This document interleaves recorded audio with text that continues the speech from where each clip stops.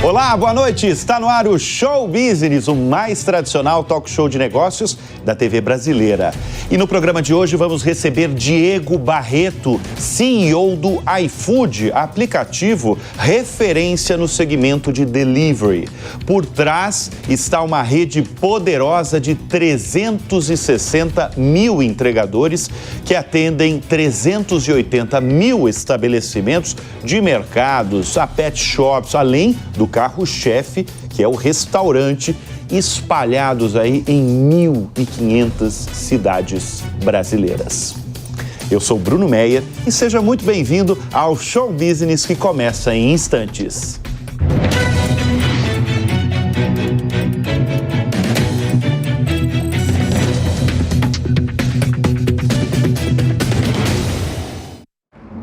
O que é ser gigante? Para a CCR é entregar rodovias seguras. Já para o Antônio é garantir comida para os brasileiros. Para a CCR, ser gigante é oferecer mais conexões aéreas. Para a Júlia, é permitir que a vida continue. Ser gigante para a CCR é oferecer um transporte sustentável. Para a Ana, ser gigante é trabalhar para mudar o futuro pela educação. Mover pessoas com excelência é o que nos faz gigantes. CCR 25 anos. Mover o Brasil é para gigantes.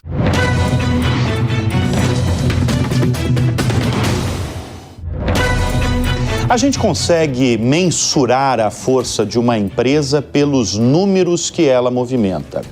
Se o iFood sumir do Brasil da noite para o dia, o PIB nacional será impactado em 0,55%, segundo uma pesquisa realizada pela FIP. São quase 3 bilhões de reais convertidos em renda bruta por ano aos milhares de entregadores e entregadoras. E no comando dessa companhia está um mineiro formado em Direito pela PUC de São Paulo e que desde o ano passado é o CEO do iFood, Diego Barreto, o nosso convidado desta edição do Show Business. Diego, obrigado pela presença em nosso estúdio. Valeu, Bruno. Vocês bateram um recorde recente, meses atrás, na verdade. O aplicativo entregou 100 milhões de pedidos em um único mês. E o número já aumentou aí para 110 milhões de pedidos. Onde o iFood quer chegar? Bruno, o iFood, ele, no final, é uma grande tecnologia que permite você ter transparência numa cadeia de valor.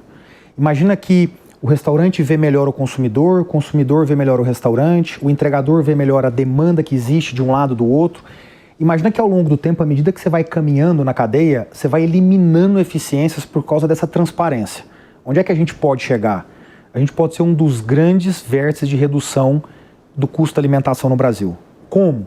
Se a transparência aumenta e eu diminuo a perda, o movimento irracional daqui para lá, na prática, o que vai acontecer é muito mais eficiência para todo mundo nessa cadeia, desde o produtor até o consumidor. E isso reduz o preço de comida. Esse é o nosso grande sonho lá na frente. É audacioso, hein? Super. Reduzir o preço da comida. Exato.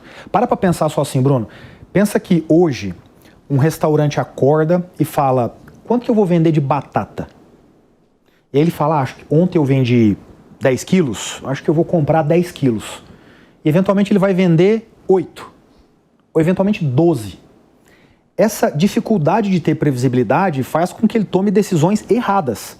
E às vezes compre mais, portanto gaste dinheiro que depois vira desperdício, e às vezes compra menos, perdendo então uma venda.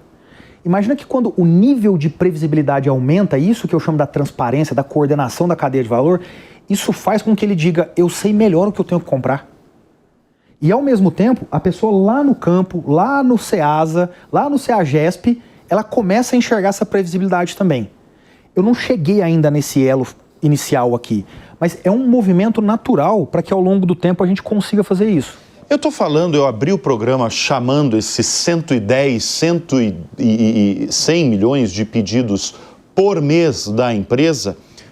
Quando vem aí os 200 milhões mês, já tem uma data? Olha, a gente acha que nos próximos 12 meses ele chega, viu? Ele chega. A gente está super animado.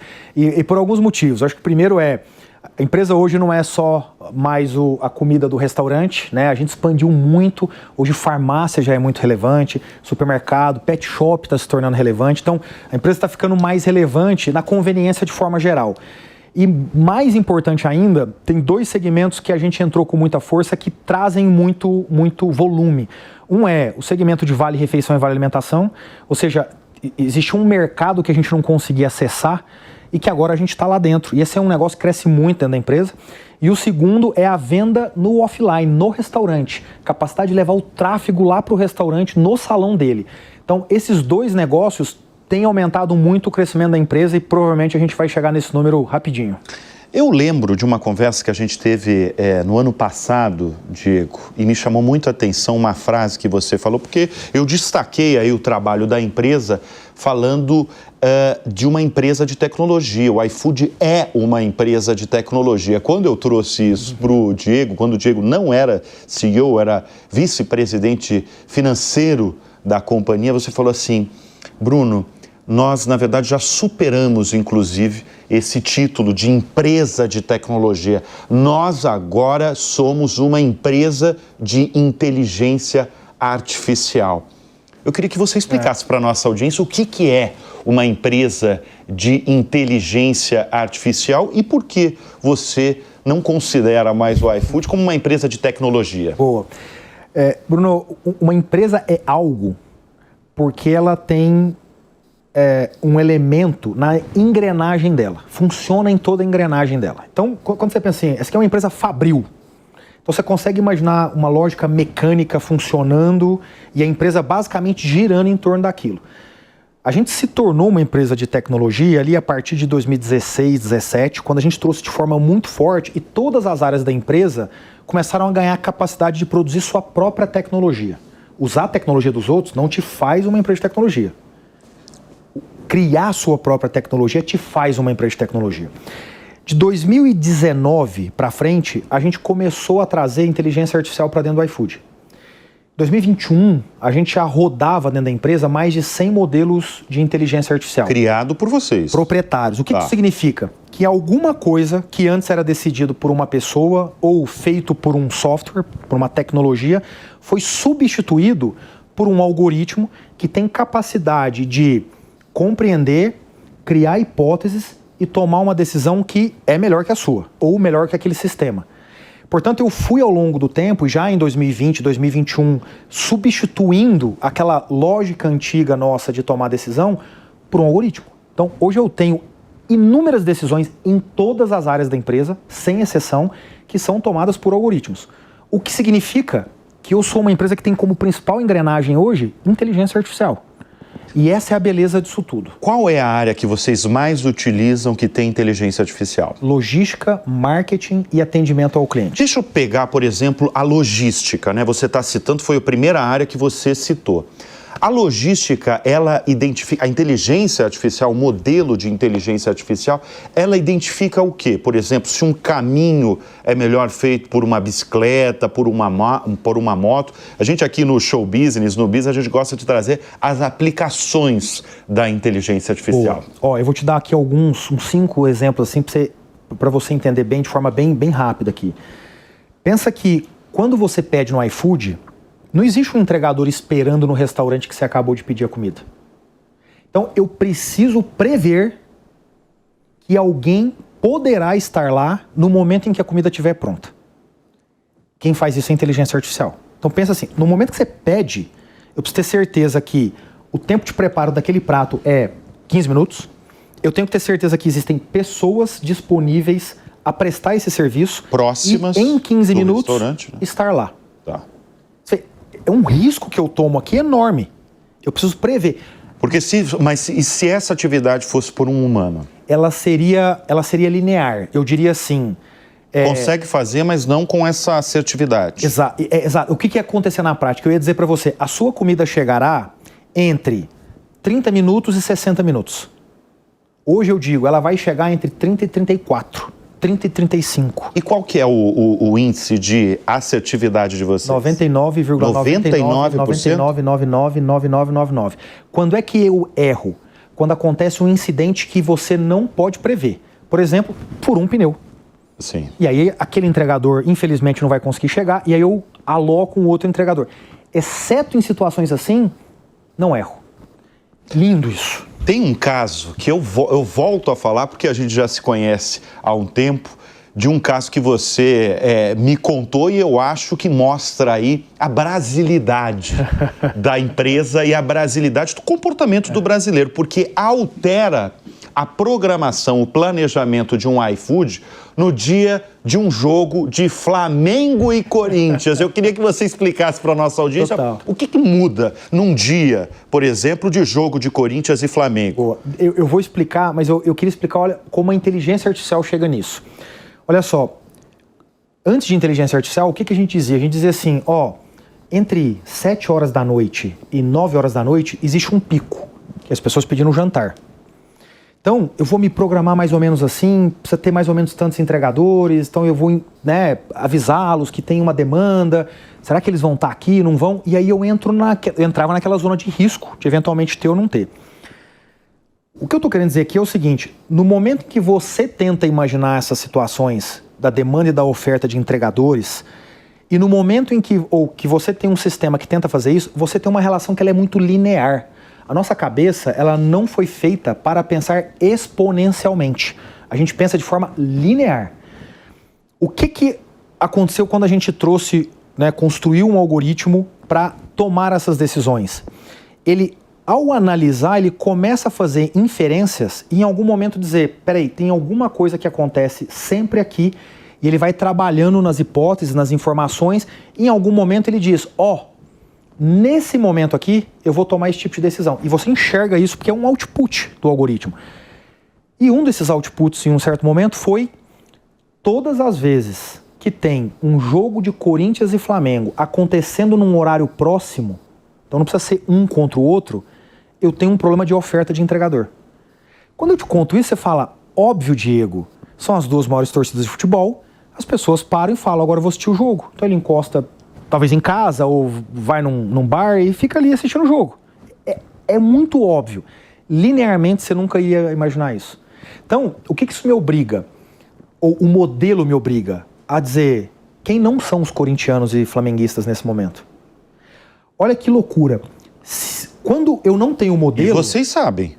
Sei, porque essa é uma informação fácil de coletar, certo? De duas formas. E aí, olha a beleza do modelo. O modelo diz... o Bruno para todas as vezes que tem um jogo, ou em 90% das vezes, o Bruno é corintiano ou flamenguista. Sem dúvida. A outra é eu dizer, entregador, você pode me responder aqui? Que time você torce? Mas olha que interessante, eu só tomo essa decisão por hipótese, ou só tomo a ação de buscar essa informação porque o modelo me disse isso um dia. Antes, como é que funcionava? Você dizia, como é que eu incentivo uma pessoa a querer trabalhar? Você paga mais, lei da oferta e procura. Agora o que eu digo é, não, eu respeito o momento dele e eu vou procurar alguém que torce pro São Paulo. Eu vou procurar alguém que torce pro Botafogo. Então, olha como tudo, e aí, olha como a gente vai trazendo mais eficiência. Eficiência para a cadeia, porque no final, ao não pagar mais, isso quer dizer que o consumidor tem uma propensão maior a comprar, porque é um preço mais aceitável por ele, e o restaurante, portanto, vai vender. Então, quando eu te falo assim, eu vou reduzir o preço da comida no longo prazo, é porque a gente vai eliminando essas eficiências e, portanto, o consumidor vai dizendo, eu pago, o restaurante faz, eu produzo, e assim a gente vai equalizar na cadeia. Mas volto a falar que vocês são ambiciosos, viu? Porque com a inflação dos alimentos que está no país... Total. Mas, é uma ambição você falar isso. Mas vou te falar assim, a gente fala isso já há um tempo, não é por causa do momento, mas Bruno, assim, a psicologia já ensinou isso. Ou você sonha grande e topa o peso da ambição, ou você vai fazer pequeno. Sim. Então, pode ser que daqui 10 anos eu esteja aqui, você me entreviste e diga, e aí, você conseguiu? E eu vou dizer, talvez não. Mas porque eu tive aquela ambição, eu consegui outras 20 coisas. Talvez não tenham 350 mil entregadores, tenha 1 milhão de pessoas tendo renda por causa dessa ambição. Ainda que eu não tenha entregue essa que eu te disse antes. Olha só, a gente está falando de logística, eu gostaria de falar de atendimento. Hoje, o atendimento do iFood é feito... Tem humanos, evidentemente. Uhum. Tem humanos. Tá. Muito pouco. Muito pouco? Tem uma base, assim, de quantos... Tem. Hoje, assim, de cada 10 atendimentos que eu preciso fazer, 1 é feito por humano. E você pensa em tirar o humano? Não. Do atendimento? Não. Deixa eu até te contar assim, um pouco o que está por trás, porque é muito importante, de novo, a gente fala de IA, eficiência e como a cadeia vai ficando melhor. Eu tenho um problema muito sério na minha operação. A minha operação, ela funciona com 2 picos e 2 vales. E 3 vales. Então, de manhã eu vendo muito pouco, aí eu tenho o almoço. À tarde eu vendo pouco, aí eu tenho o jantar. E depois do jantar eu vendo pouco. Então você tem picos ali. Tenho 2 picos muito concentrados. Eu gosto de dizer para as pessoas. No fim de semana isso muda. No fim de semana é mais equalizado, você tem razão. De segunda a sexta é mais forte isso, mas ainda assim são picos e vales no sábado e domingo. Eu gosto de representar isso para as pessoas dizendo, sabe quando você vai a um estádio de futebol e aí tem um intervalo e 40 mil pessoas saem para comprar uma água? Não é horrível a experiência? É o pico e o vale, é a mesma coisa. Durante o jogo tá aberta a lanchonete, mas ninguém vai. Só que tem alguém lá assim, ó, esperando chegar alguém para comprar. Aí de repente chega, e aí você chega lá e fala o quê? Pô, brincadeira, hein? Ó, essa fila. Pô, o pessoal do estádio aqui não trata a gente bem. A única forma de tratar bem era ter contratado 200 pessoas a mais que não iam trabalhar 80% do tempo só para te atender bem por 20. Essa conta não fecha. Infelizmente, ela não fecha. Eu tenho esse problema no meu atendimento. Então, qual é a única forma de você escalar uma solução, mesmo com picos e vales? É com IA. Não tem outro jeito. Por quê? Porque ela consegue prever situações e mitigar o problema, ela consegue ser mais eficiente quando um problema acontece e ela consegue ser um assistente para o ser humano em todas essas situações. Então, o que a gente tem hoje? 80%, 90% dos meus pedidos hoje, eles são atendidos por algo que signifique tecnologia e inteligência artificial. Por exemplo, o atendimento que é feito hoje para resolver uma situação de onde está o entregador é feito por IA. Você manda essa informação dizendo, cara, o entregador não chegou ainda. O agente de IA entende isso e se comunica com o entregador. Seja falando com ele, seja entendendo onde ele está, porque ele tem essa informação. Ele devolve instantaneamente dizendo, ele está chegando aí em 1 minuto. Talvez você só não esteja vendo porque tem um problema de internet. Resolvi o problema. Se eu tivesse que ter pessoas para atender esse tipo de pedido, eu ia ter 5 mil ligações ao mesmo tempo para falar sobre isso. Eu ia precisar de 5 mil pessoas para poder responder na mesma velocidade. Que é impossível. Então, IA para mim aqui, de novo, olha como a gente vai para eficiência. Quer dizer que eu presto um serviço melhor num custo menor. Quer dizer que, portanto, o consumidor não tem que pagar esse custo. Quer dizer que o restaurante então vai vender porque não tem esse custo, porque o consumidor resolveu comprar. Isso muda tudo, cara. E quem cria todos esses modelos de vocês? É tudo interno. É tudo interno. Vocês têm uma equipe, vocês têm 6 mil profissionais. Isso. Desses 6 mil profissionais, focado em inteligência artificial, são quantos? Eu tenho hoje... inteligência artificial ela vai se confundir muito com tecnologia, porque ela não existe isoladamente. Eu preciso dela dentro dos meus sistemas.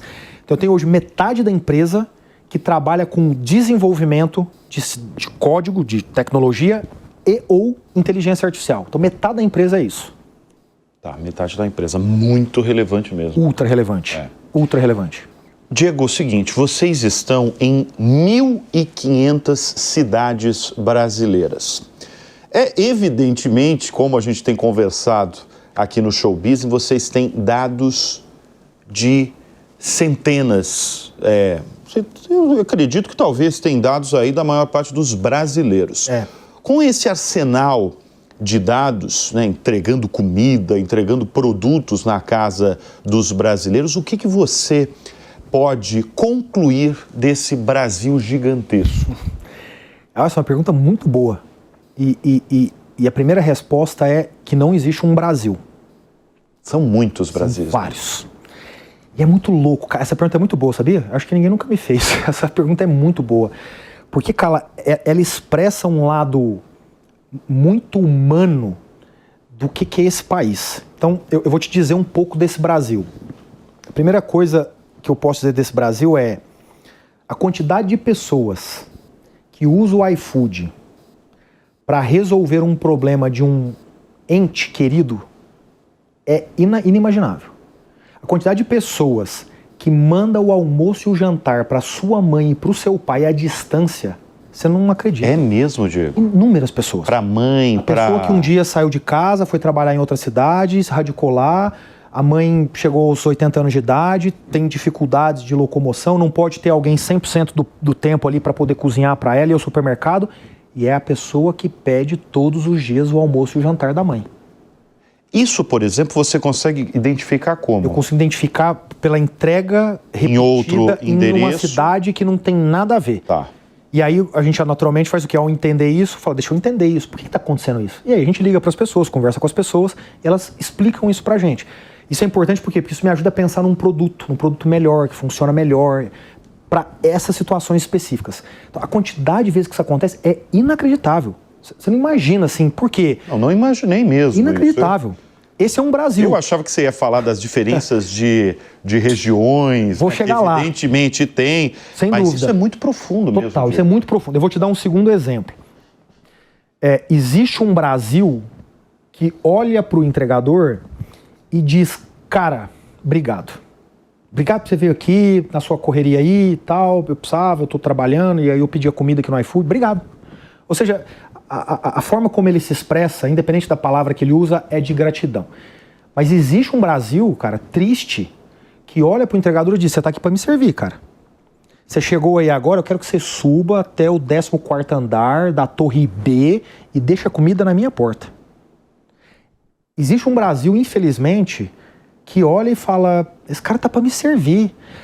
O outro Brasil... Tem casos muito mais agressivos que viram notícias nacionais, né? Infelizmente, termina nisso. Inclusive de agressão. De agressão. Por quê? Porque é esse outro Brasil. De um Brasil que olha e que não consegue entender que para aquele cara o tempo tem um valor tão precioso, porque toda vez que ele faz uma entrega a mais, é a renda dele que está aumentando. E ele é uma pessoa simples, é uma pessoa simples no sentido de, né, ele infelizmente, né, não pode ter uma situação que ele pode dizer, o meu tempo eu posso desperdiçar um pouquinho. Não, para o entregador o tempo é muito valioso. Você me fez pensar que isso que acontece, pelo menos aqui em São Paulo, em geral, os pedidos são feitos na portaria, né? A pessoa desce, recebe o produto. Mas tem regiões, eu imagino, brasileiras, que você pode subir até a porta da pessoa, né? Exato. E aí você me fez pensar agora que o entregador que vai até o bloco B, sobe até o 15, ele está perdendo tempo de trabalho, de renda. Isso, esse é o ponto. Então, tem duas situações. Tem uma situação que é a do Brasil com os prédios antigos. Então, se você pensar no prédio de 60 anos de idade, existe muito desse Brasil, do prédio antigo. Ele não tem portaria, ele não foi feito com portaria. Né? O prédio de 60 anos de idade, cara, você chegava lá, abria com sua chave e subia. Não tem um porteiro, não tem uma estrutura para receber. E o outro Brasil desse é o Brasil do condomínio, né? O condomínio horizontal. Você chega e fala, é a casa lá 500 metros para dentro.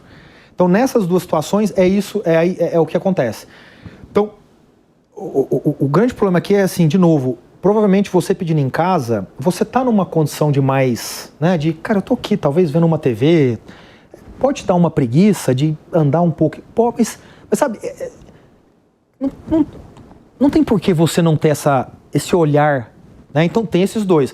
O Brasil maior é o Brasil que tem um olhar legal, humano, cidadão. Mas tem esse Brasil, ele é pequeno, mas ele tem. E ele, infelizmente, termina, às vezes, em algumas situações tristes, de uma agressão verbal, de um racismo, de uma coisa que, puta, é triste. Isso tem crescido?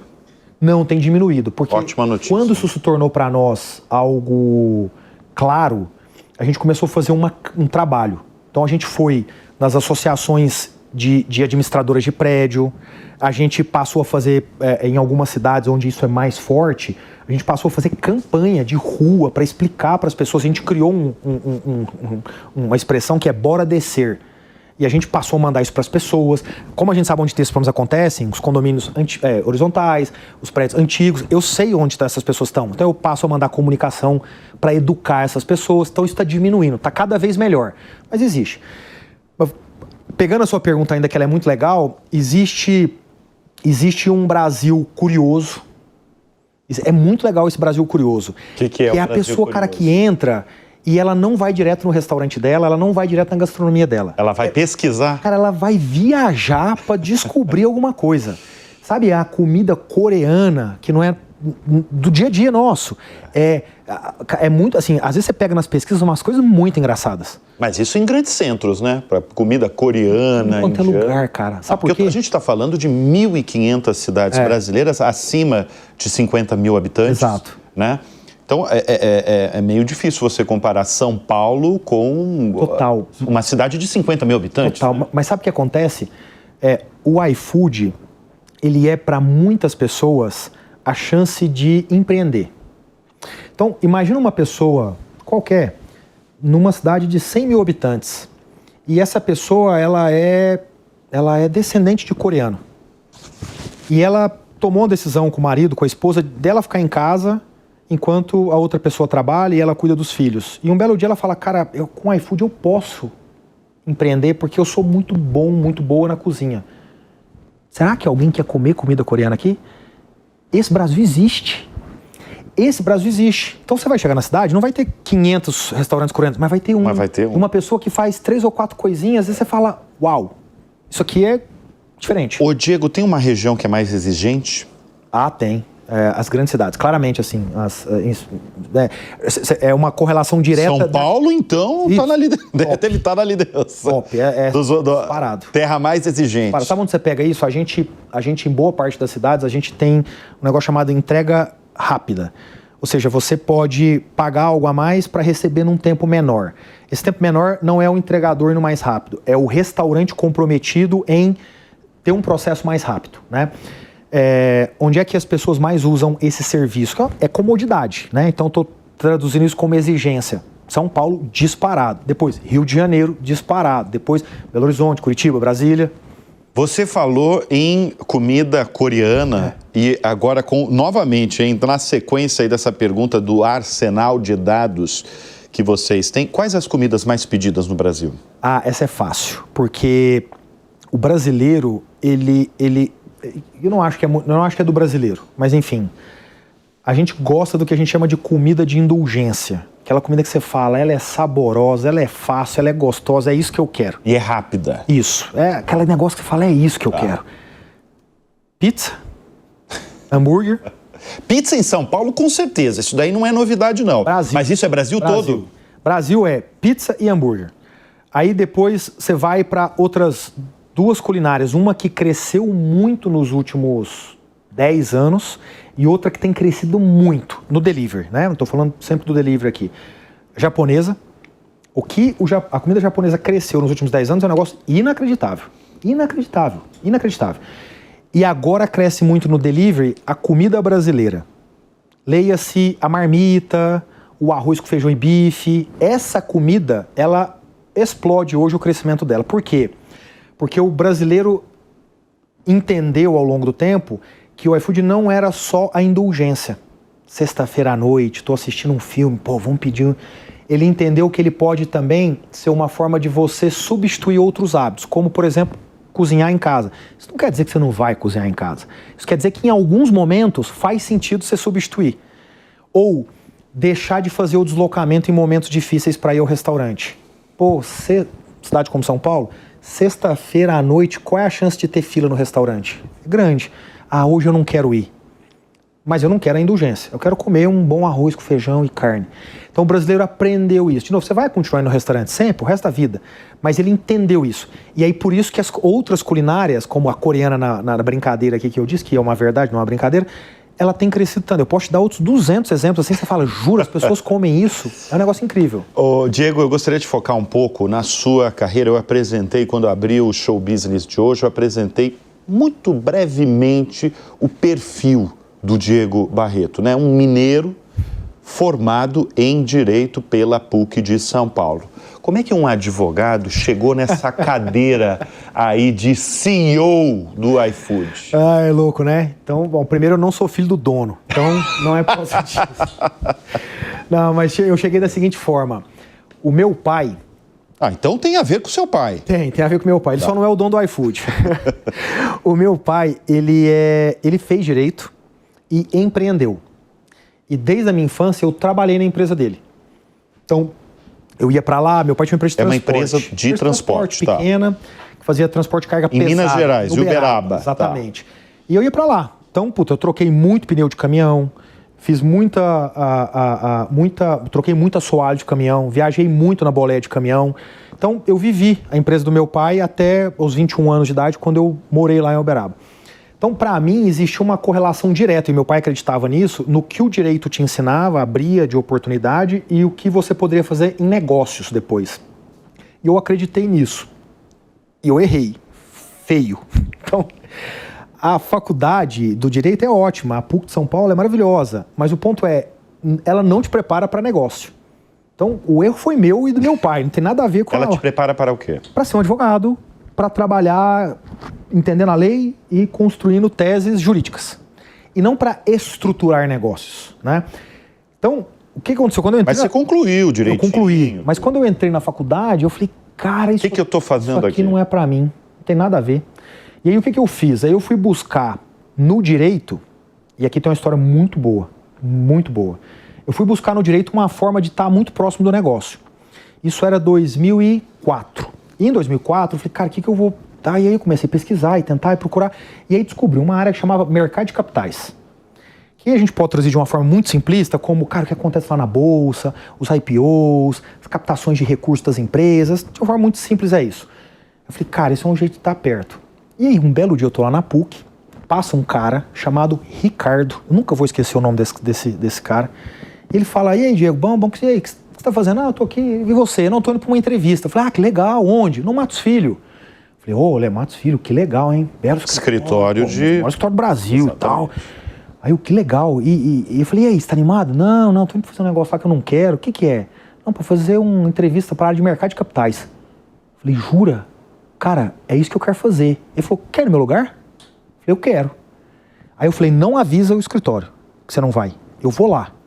E aí eu fui lá. Que, aliás, é aqui do lado, né? Aqui na frente da Jovem Pan, exatamente. E aí, cara, fui lá e chegaram lá, Ricardo. Aí eu levantei minha mão, entrei, fiz a entrevista. Obviamente, tudo que eu falei era sobre mim, era verdade, era real. Eu só levantei a mão quando chamaram o Ricardo. Quando terminou a entrevista, a pessoa de RH falou, cara, a gente te adorou e eu vou te levar agora para entrevista com os advogados, tal, que são quem abriu a vaga. Eu falei, eu posso só te falar um negócio? Eu não chamo Ricardo. Deixa eu só contar um detalhe.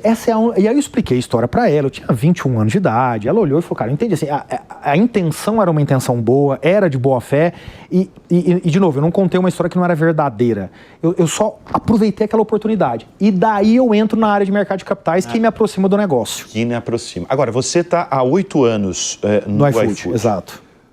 Quando a gente se conheceu, você não era o CEO, você já tinha um cargo de liderança extremamente importante, você era diretor, vice-presidente de finanças, até chegar em maio de 2024, exato, né? Exato. A esse cargo de liderança total, de CEO. O que você acha que foi determinante para a empresa escolher você como CEO da empresa? Cara, eu não negocio cultura e eu sonho grande. É a soma dessas duas coisas. Então, veja, não é um aspecto técnico. Bruno, o que eu faço, tecnicamente, você senta na cadeira lá e você aprende. Eu tenho certeza que você vai fazer tão bem ou melhor do que eu. E eu tenho certeza que se eu sentar aí, tecnicamente, você me explicar e eu vou fazer tão bem quanto você. Existe um negócio que tem coisas que são transferíveis. É o técnico, por exemplo. Eu te ensino, senta lá. Tem coisas que não são transferíveis.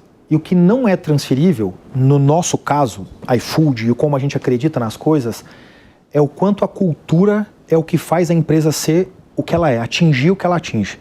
O que faz o iFood chegar não é um professor Pardal, não tem ninguém lá mais inteligente que a média. O que faz chegar não é porque eu descobri a fórmula da Coca-Cola e ninguém vai saber e eu vou produzir Coca-Cola e ninguém mais no mundo vai... Não é isso. Lá é a nossa forma de fazer as coisas, a nossa capacidade de compreender as coisas, de reagir às coisas, de sonhar grande. E de saber que, quando você sonha grande, a única forma de atingir a grandeza é você se apoderar de coisas que não são normais. Lá atrás era tecnologia software, um pouquinho atrás era inteligência artificial. E agora a gente começa a falar de outras coisas lá dentro. Tipo o quê? Tipo, por exemplo, a gente começa a olhar e dizer assim, cara, onde é que carro autônomo vai me levar? Não, tô achando maravilhoso. Por isso, a gente recebe presidentes de montadoras aqui no Show Business e eu faço essa pergunta que eu vou fazer para você. Você acredita em carro autônomo no Brasil? Carro sem motorista? Totalmente. Você acredita totalmente? Absoluta. Vai acontecer. Você pode dizer para mim, alguém vai atrapalhar. Tá bom, vai atrapalhar quantos anos? 2 anos? 3 anos? Em São Paulo? Claro que eu acredito. Claro que eu acredito. Você já andou num carro autônomo? Não. Eu já andei várias vezes. Nos Estados Unidos e na China. Você entra a primeira vez e fala, estranho. Você entra a segunda e fala, não tô seguro. Da terceira pra frente você fala, nunca mais na minha vida eu quero sair de um carro desse. Eu vivi situações em carro autônomo, que na vida real eu tenho dúvida se eu teria feito o que ele fez. Você não tá entendendo assim? E a beleza dos carros autônomos, no estágio atual de tecnologia, é que ele não depende mais da cidade. Ele não depende da prefeitura, ele não depende de infraestrutura física. Ele tem a capacidade de compreender tudo que está acontecendo em torno e ponto. Então, esse é um dos pontos que vocês hoje estão analisando, estudando, carros autônomos. Tudo. Então, veja, isso quer dizer que eu gasto 50% do meu tempo disso? Não. Isso quer dizer que o iFood está fazendo um carro autônomo próprio? Não. Isso quer dizer que eu vou ter um carro autônomo no Brasil daqui a 6 meses? Não. Isso quer dizer que, para o sonho grande que eu tenho, eu preciso de coisas desse tipo para viabilizar o caminho. Quer dizer que vai ser um carro autônomo? Não necessariamente. Mas você entende que o fato de entender, compreender essas coisas que me faz construir soluções que me permite chegar no sonho grande? É só por isso. As coisas que a gente faz hoje no iFood, elas são frutos de um certo momento a gente dizer, porque eu entendi isso aqui, agora tem uma solução que eu consigo construir, que nem é viável ainda, mas ela vai ser possível daqui a pouco. Inteligência artificial foi isso. A gente começou a fazer isso em 2018, quando ninguém falava disso aqui no Brasil. Ninguém falava. Agora, a gente está falando muito rapidamente sobre profissional. O que faz você contratar uma pessoa? A proximidade que ela tem da minha cultura. Não é só isso, obviamente. Porque eu tenho outras coisas que são necessárias. Numa posição muito sênior, eu preciso de um pouco de experiência, né? Para uma posição muito técnica, eu preciso do conhecimento técnico. Só que eu só entro nesses elementos depois da cultura. Eu não contrato alguém que não esteja próximo da minha cultura. E qual é o motivo? Senão a minha empresa fica burocrática, eu preciso criar um monte de regra para regular pessoas que não têm capacidade de fazer sozinho. Mas isso é porque você tem uma mentalidade de startup, né? Por isso eu virei CEO. Por isso que você virou CEO. De uma startup. E as pessoas falam, você não é mais uma startup, sua empresa tem 6 mil e vende pessoas e vende 70 bilhões de reais por ano. Não, ela é uma startup. Você pode enxergar com números, eu enxergo com a cultura. A minha empresa é uma startup. O que é uma startup? Cara, é uma empresa que olha para algo e diz, eu preciso de uma solução que altere radicalmente a forma como as coisas funcionam e que tenha um nível de escala muito grande. É esse pensamento. O meu pensamento não é incremental. Eu não quero criar mais uma coisinha, mais outra coisinha. Porque isso não me leva em lugar nenhum. E é assim que no Brasil a gente aprendeu. A mentalidade empresarial brasileira, ela é fruto de incrementabilidade. Quais são os brasileiros, Bruno, que você consegue elencar que você diz, nossa, nos últimos 20 anos, esses caras criaram 5 coisas que me chamaram a atenção e eu lembro sempre. Não, você lembra de grandes gestores. Cara, otimizador, cortador de custo, tal, entrega e liquidez, e que é super importante. Mas isso não te leva para exponencialidade, isso te leva para o linear. Quer ver você encontrar isso? Pega na Bolsa Brasileira os últimos 10 anos, pega a receita das empresas, tira o efeito de dólar, tira o efeito de inflação e vê quanto cresce as empresas. 5%, 6%, 7%, 3%, menos 2%. E essa é a mentalidade. Essa não é a minha mentalidade, não é do iFood e não vai ser nunca. Eu posso errar nesse caminho e não conseguir fazer algumas coisas, mas a mentalidade não pode ser essa. Não pode. Eu vou te contar um negócio. Há 3 anos atrás, a gente olhou e falou, cara, o WhatsApp não é mais só uma relação conversacional de 2 amigos. O WhatsApp é um canal de venda.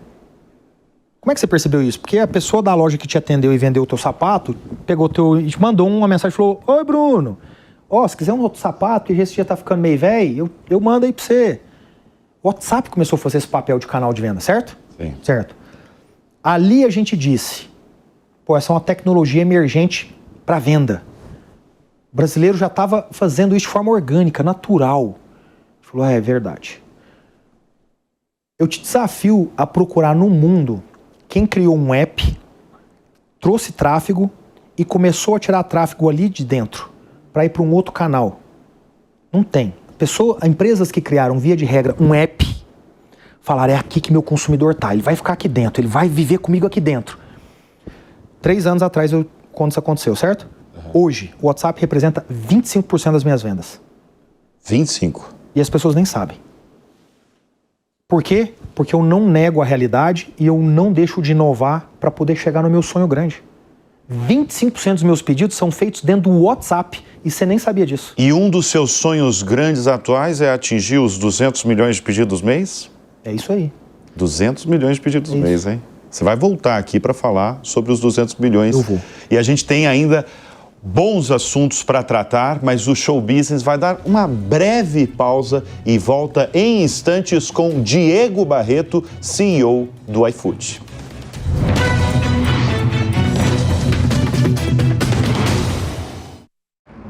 O que é ser gigante? Para a CCR é entregar rodovias seguras. Já para o Antônio é garantir comida para os brasileiros. Para a CCR, ser gigante é oferecer mais conexões aéreas. Para a Júlia, é permitir que a vida continue. Ser gigante para a CCR é oferecer um transporte sustentável. Para a Ana, ser gigante é trabalhar para mudar o futuro pela educação. Mover pessoas com excelência é o que nos faz gigantes. CCR 25 anos. Mover o Brasil é para gigantes.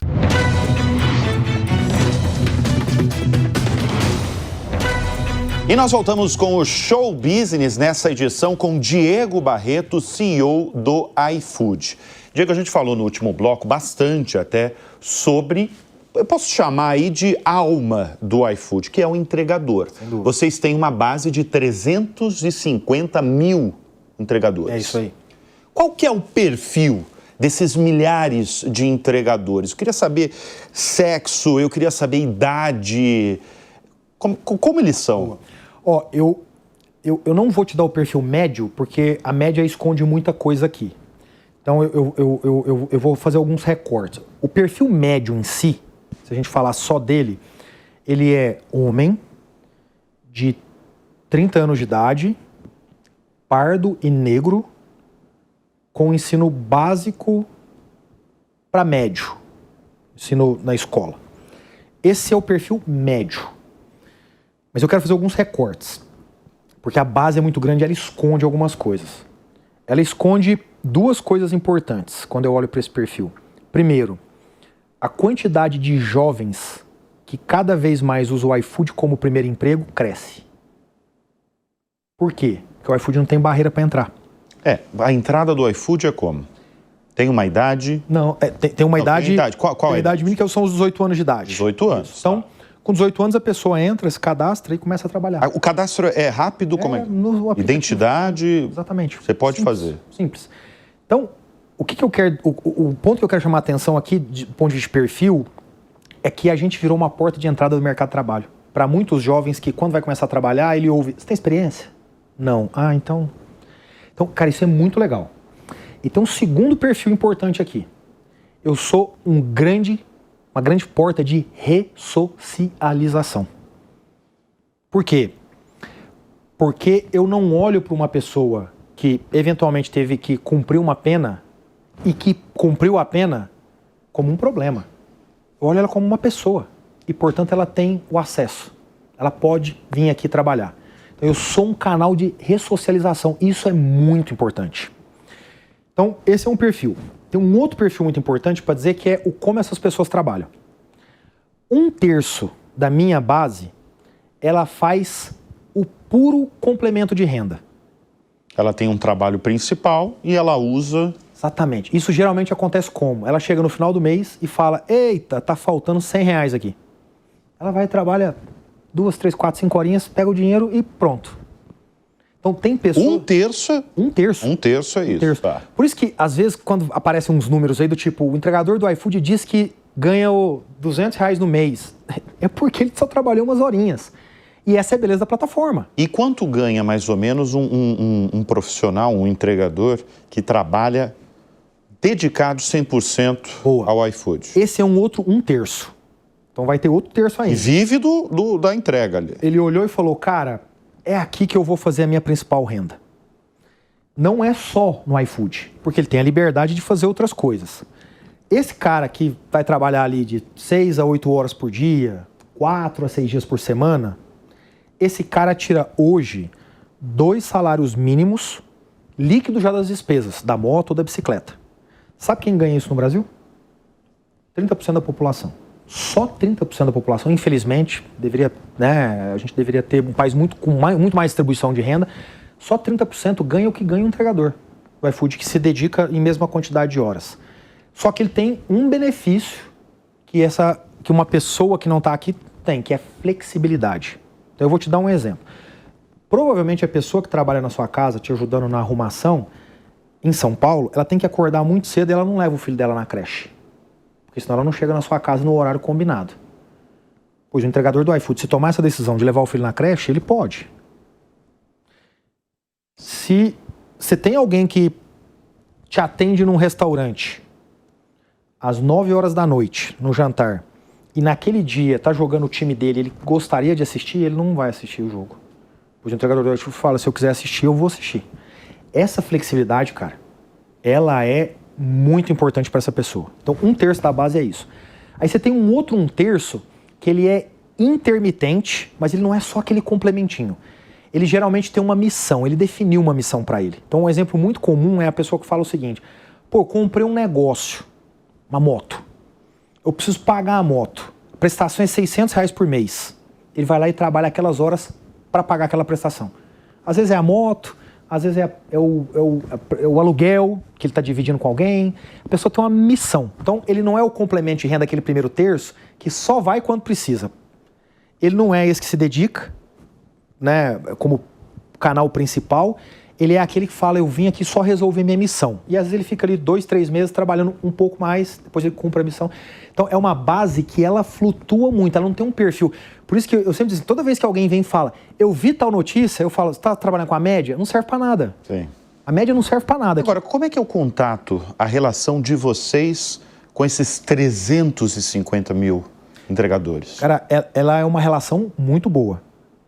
Então, 98% dos entregadores, a relação é muito boa. Uma relação em que existe muito respeito, muita troca, eles gostam do que eles fazem, eles se sentem bem, se sentem representados. E o que acontece com os 2%? Vamos falar de reclamação agora. É o normal.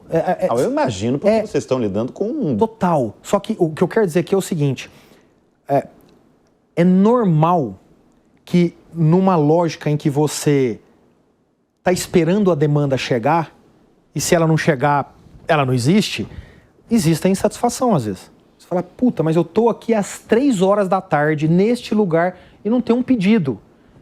Por que não tem um pedido?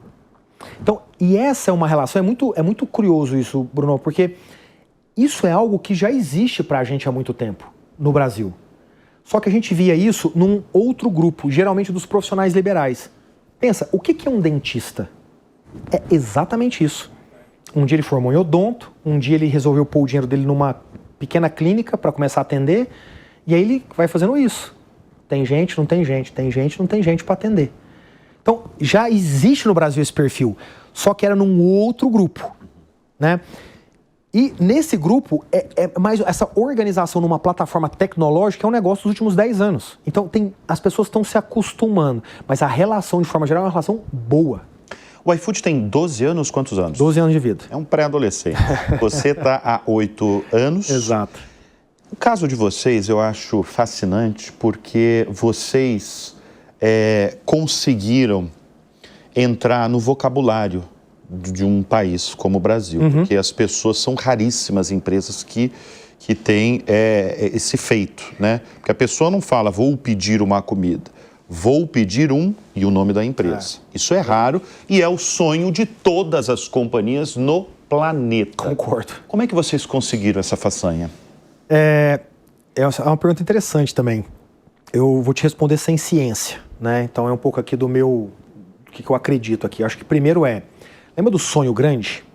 E a vontade de fazer as coisas e criar e ir pra cima e, cara, vamos, não pode ser pequeno, não pode ser pequeno. Acho que esse é um primeiro elemento. Ou seja, a velocidade com que de um dia pro outro, você pediu, você conheceu a empresa, você baixou o app, ela te toma. Ela te toma. Então, diferente de um negócio que vem chegando, e aí as pessoas vão dando um nome, e vão criando, aí tem uma categoria, tem um negócio que explica. A gente não deu esse tempo para as pessoas. E chegou muito forte. Você imagina, 12 anos atrás, a gente era 0. E hoje eu faço... Vocês não nasceram digital. Não, a gente nasceu... Não nasceram digital, né? Vocês nasceram com um catálogo ali, né? Catálogo que a gente organizou os cardápios de um bairro e um call center para quando você ligar, você não ficar na linha ocupada que você ficava no restaurante. Isso, ó, a gente recebia ligação no call center e mandava um fax pro restaurante. Caramba! O fax, você nem lembra mais disso. Não, claro que não. E é assim que a gente nasceu. E a gente tem uma massa de espectador que nem sabe o que Provavelmente. é isso, hein? Procura aí no Google, vocês vão achar. Então, assim, eu acho que essa velocidade foi o que representou. Aí eu acho que tem um segundo elemento, que é muito próprio. A gente entrou num momento que é muito legal, né? Comer é um momento muito legal, assim, né? Seja para matar uma fome, ou porque você tá com a tua esposa, com o teu marido, é muito legal. Você escreveu um livro chamado Nova Economia. A Nova Economia, né? E o subtítulo eu acho muito curioso, que eu acho até provocador. Ele é bem provocador, Diego Barreto. Por que o perfil empreendedor está engolindo o empresário tradicional brasileiro? O que é esse perfil empreendedor? Bora lá. Então, assim, ó, vamos definir, então. Empresário é uma pessoa que, em última instância, tem um objetivo e gere para chegar naquele objetivo. Se o seu objetivo ele não é um objetivo brutalmente ambicioso, na prática você está entrando de novo numa lógica linear que você está fazendo isso aqui bem devagarzinho ao longo do tempo. Essa é a definição de empresário. O empreendedor é um criador. O empreendedor é um cara que olha para algo e diz, eu vou criar. E não quer dizer criar a ideia original. Quer dizer estar em constante criação. Porque é seu perfil. Sabe quando você fala assim, aquele amigo meu é chato. Por quê? Porque constantemente ele faz algo e, portanto, você rotula ele como chato. O empreendedor, ele é constantemente um criador. O que significa, na prática, que no mundo de hoje, em que os recursos estão disponíveis, você acessa, cara, uma rede social, você está vendo seus usuários, você não via 20 anos atrás. Você fala pelo WhatsApp com alguém, você está falando diretamente, você não falava diretamente com as pessoas, você não tinha escala para fazer isso. Você hoje faz uma entrega como no iFood em 40 minutos, 20 anos atrás você não recebia nada em 40 minutos. Então as coisas estão disponíveis. Portanto, para um criador, um empreendedor, portanto, que tem o recurso disponível, ele exponencia a criação. É por isso que há 15 anos atrás, se eu te falasse que ia ter um banco no Brasil que ia ser grande 15 anos depois, você ia falar, duvido. Se eu te falasse que no varejo brasileiro a sua referência seria uma empresa que começou vendendo itens de segunda mão, você falava, vai ser minha referência de varejo? Não vai. Se eu te falasse que você receberia em 30 minutos em média pedido de qualquer restaurante numa lista de 400 mil restaurantes, você ia falar, não é possível. Essa, então, é a nova economia. Essa é a nova economia, Essa é a nova economia. Está disponível. Vai lá criar. E o Brasil, a gente está num país que é muito empreendedor, né? Cara, então, esse é um ponto muito bom. Eu não acho que o Brasil é muito empreendedor. Não acha? Você sabe por quê? Porque o Brasil... Eu acho que ele está crescendo, sabe por quê? Crescendo no sentido, se a gente pegar, você está falando de 10 anos atrás, 20 anos atrás, 20 anos atrás a gente tinha uma massa de brasileiros que pensava apenas em passar em concurso público. Hoje mudou radicalmente isso, né? Eu concordo. Eu tenho uma massa aí querendo empreender, eu concordo. de certa forma. Mas o meu ponto que eu estava dizendo é por um outro ângulo, é assim... Eu acho que o brasileiro, ele não é empreendedor no sentido de ter esse sonho grande. Ah, isso sim. Historicamente, a gente precisava sobreviver. Sem dúvida. Então, você tinha uma pessoa que falava assim, vou abrir uma papelaria. Eu preciso ser esse negócio e o dinheirinho da minha família vai vir daqui. E ele tinha uma papelaria. E ficava ali, na papelaria, né? Por quê? Porque o Brasil matava o sonho dele. O crédito é caro, a burocracia é infernal. Então, você falava, cara, me aventurar mais do que isso, porra, talvez eu quebre. Então, o brasileiro ele tem o espírito, Mas ele nunca foi empreendedor porque a gente Brasil, massacra o nosso sonho. Então, o que o Brasil teve na prática? O Brasil teve transferência de herança. Você faz esse exercício. 90% das empresas que você vai lembrar de cabeça, elas foram criadas há 50 anos atrás. E o pai que era empreendedor, a mãe que era empreendedor, só passou para frente. Esse é o Brasil. Agora, eu vou te fazer um outro desafio. Eu quero que você faça uma lista das empresas americanas e chinesas que vem na sua cabeça.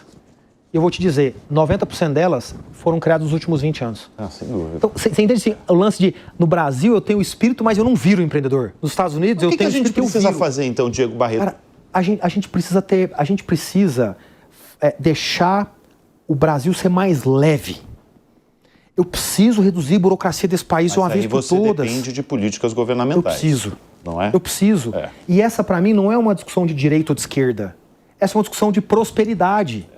De falar, o Bruno vai poder sonhar e ele vai tentar. Se vai dar certo ou não, é um outro problema, porque é competência do Bruno ou não. Mas ele vai poder tentar. Então, deixa eu fazer uma comparação simples. Olha a beleza que existe hoje na produção de conteúdo. Muitas pessoas que você ouve um podcast são pessoas que há 20 anos atrás nunca seriam um produtor de conteúdo. Por quê? Porque ele ia ter que... Como é que eu chego num lugar para produzir conteúdo? Ele ia entrar numa fila, 20 anos depois ele ia conseguir um bom espaço num grande canal para produzir conteúdo. Hoje, a sua filha, o seu filho, se quiser produzir, ele pode. Se vai ser bem sucedido ou não é outro. É só precisar de um microfone e fazer o upload. Olha a diferença. Então, imagina essa simplicidade sendo levada para outras 500 situações da vida de um empreendedor brasileiro. É isso que a gente precisa fazer, cara. Mas você está otimista com o país? Você é otimista por natureza, né? Sabe o que eu acho, cara? Eu acho que as pessoas... Tem filhos? Eu tenho 3. 3 filhos? 3 filhos. Você tem quantos anos, Diego? Eu tenho 42. 42 anos, 3 filhos, CEO do iFood. Mas você está otimista? Você é um otimista. Sabe que eu... Assim, ó, primeiro assim, a psicologia explica um negócio... E não discutam comigo, a psicologia já explicou isso. A gente é extremamente pessimista com o que a gente vive e a gente sempre acha que o passado foi melhor porque na nossa cabeça a gente desenvolve a nostalgia. Não é uma opinião minha, é um fato. Então nós temos, seres humanos, esta tendência. Mas vamos olhar por um outro lado. Cara, vamos olhar o Brasil dos últimos 20 anos? Então eu não estou falando nem de direita e nem de esquerda, estou falando de Brasil. Esse país... aprovou reformas estruturantes que trouxe estabilidade. Esse país aumentou brutalmente o volume de investimento estrangeiro. Esse país fez reformas que tirou regulações antigas da década de 60, 70, 40 e que hoje são mais atuais. Poderia ser melhor. Elas já são muito melhores. Esse país aprendeu a fazer parceria público-privada, que não existia 20 anos atrás.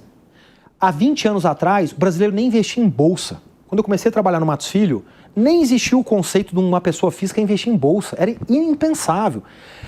Bruno, há 20 anos atrás, você, para poder conseguir um visto para ir para os Estados Unidos, você passava por uma ansiedade porque você falava, ai meu Deus, eu não vou conseguir o visto. Essa discussão não existe mais. Há 20 anos atrás, você não conseguia buscar conteúdo fora para se preparar melhor. Hoje isso está disponível. Então, você vê, o Brasil é muito melhor, cara. Muito melhor. Vamos fazer dele agora muito melhor, mais ainda. Diego Barreto, essa é uma pergunta clássica aqui no Show Business. Você falou no último bloco sobre lideranças brasileiras, gestores, empresários. Eu faço essa pergunta para todo mundo, tá? Que você nomeasse. Quem são as suas referências no mundo dos negócios e na vida? Boa.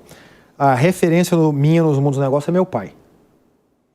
É uma pessoa que saiu de baixo, lutou contra a bizarrice de um Brasil de 30, 40 anos atrás, que educou e deu tudo que era possível para a família dele, para a família do irmão, do pai, que sonhou grande e que chegou longe, dadas as circunstâncias. Ele é minha referência, cara.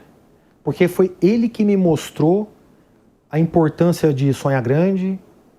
É ele que me mostrou a importância de superar os desafios, independente do Brasil, de não reclamar do Brasil e de falar, vai lá e faz o seu papel.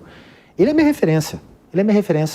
Ele era um líder nato, uma pessoa boa, com um coração ótimo, que bota a ética na hora de tomar as decisões. É meu pai é referência. Mas fala, não é meu pai, cara, é meu pai. Não, e ponto final. Qual a maior lição que você passa para os 3 filhos? Cara, a maior lição que eu passo para eles é: se você não resolver o problema na sua comunidade, a gente não vai conseguir resolver o problema do Brasil. Você precisa ter espírito de comunidade. É por isso que eu, no meu bairro, faço parte do grupo de segurança. É por isso que eu, no meu bairro, faço parte do grupo que reforma as praças. Por isso que eu, no meu bairro, faço parte. Por isso que eu, no iFood, né, que é a minha comunidade, do ponto de vista de trabalho, sou o maior formador no ensino médio do Brasil. Formo 5, 6 mil pessoas todo ano, entregadores, no ensino médio. Desenvolvi a forma de fazer isso. Sou o maior formador do Brasil no ensino médio, no Enseja. É isso, eu estou cuidando da minha comunidade. Se eu não cuidar da minha comunidade, esse país não vai dar certo. Muito bem, nós conversamos nessa edição com Diego Barreto, o CEO do iFood. Diego, obrigado pela presença aqui no Show Business. Volte sempre. Volte quando bater os 200 milhões de pedidos mês. Pô, mas tão cedo? Eu sabia que ia vir uma provocação. Obrigado mais uma vez pela presença aqui no programa. O Show Business vai ficando por aqui. Eu, antes de encerrar, tenho um convite para você. Se você quiser ter conteúdos exclusivos aqui da Jovem Pan, faça a sua assinatura. Entre lá em www.jovempan.com.br e assine. Muito obrigado pela sua audiência, pela sua confiança. A gente volta na semana que vem. Até lá. Tchau!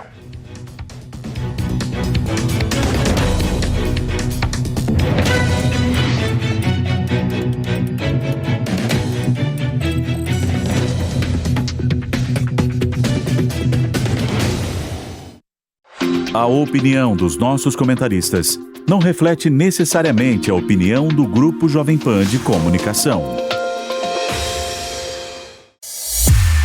Realização Jovem Pan News.